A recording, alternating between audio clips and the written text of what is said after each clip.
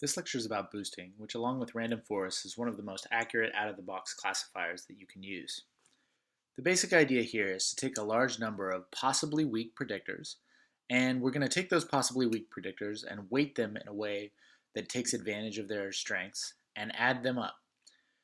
When we weight them and add them up, we're sort of doing the same kind of idea that we did with bagging for regression trees, or that we did with random forests, where we're taking a large number of classifiers and sort of averaging them. And then by averaging them together, we get a stronger predictor. So the basic idea here is to take K classifiers. These come from usually from the same kind of class of classifiers. And so some ideas might be using all possible classification trees or all possible regression models or all possible cutoffs where you just divide the data into different points. You then create a classifier that combines these classification functions together and weights them together. So alpha sub t here is a weight times the classifier ht of x.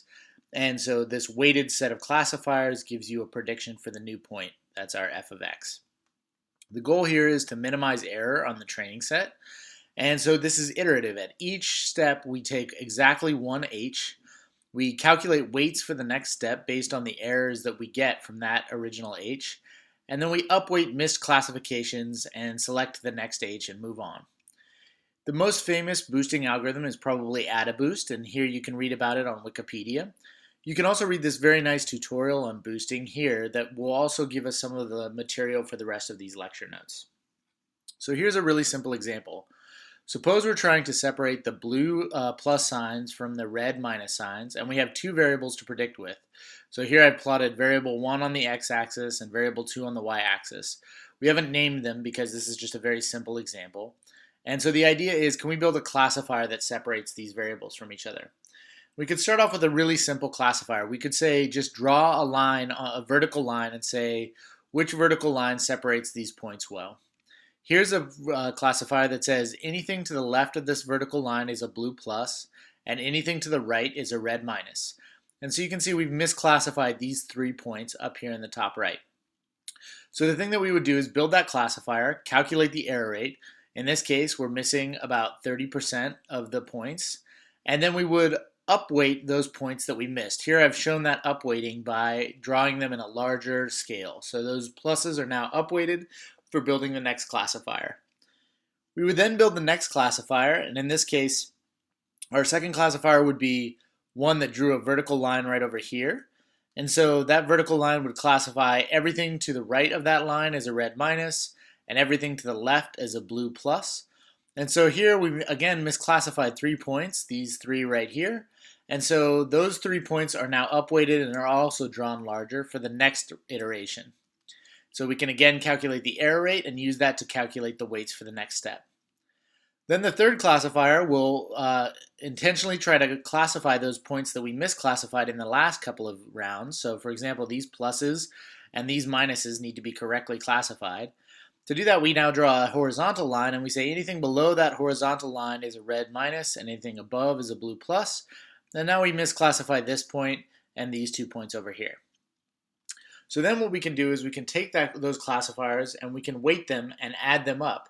And so what we do is we say we're going to classify a weighted combination of 0.42 times the first vertical line plus 0.65 times the second vertical line plus 0.92 times the classification given by this horizontal line.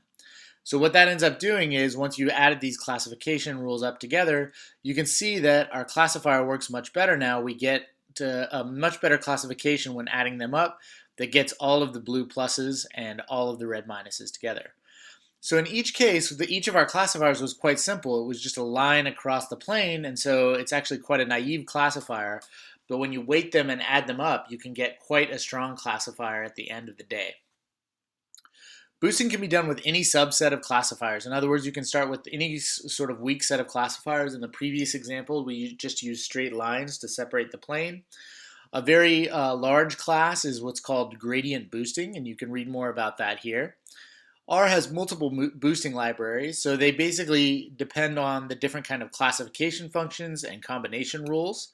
GBM package does boosting with trees. MBoost does model-based boosting. ADA does additive logistic regression boosting. And GAMBoost does boosting for generalized additive models. Most of these are available in the Caret package, so you can use them directly by using the train function with Caret. So here we're going to use the wage example to illustrate how you can apply a boosting algorithm. So here we're going to load the ISLR library and the wage data, the ggplot2 library, and the Caret library. And then we're going to create a wage data set that removes the predictor that we care, or the variable that we're trying to predict, the log wage variable. And we create a training set and a testing set. We can then model wage, here, this wage variable, as a function of all the remaining variables. That's why there's this dot here. And we can use GBM, which does boosting with trees. And we use verbose equal to false here because this will produce a lot of output when you use method equals GBM if you don't say verbose equals false. So when we print the model fit, you can see that there's a different numbers of trees that are used and different interaction depths. And they're basically used together to build a boosted version of regression trees. So here I'm plotting the predicted results from the testing set. So this is using our model fit. We're predicting on the test set versus the wage variable in the test set. And you can see we get a reasonably good prediction, although there still seems to be a lot of variability there. But the basic idea for fitting a boosting tree, a boosted algorithm in general, is to basically take these weak classifiers and average them together with weights in order to get a better classifier. A lot of the information that I've given in this lecture can be found in this tutorial, which also has even more in-depth information if you are interested. Here's a little bit more technical introduction to boosting from Fround Schipperey. And then here are several more write-ups about boosting and random forests. These are actually write-ups from different prizes that have been won using a combination of random forests and boosting blended together in order to achieve maximal prediction accuracy.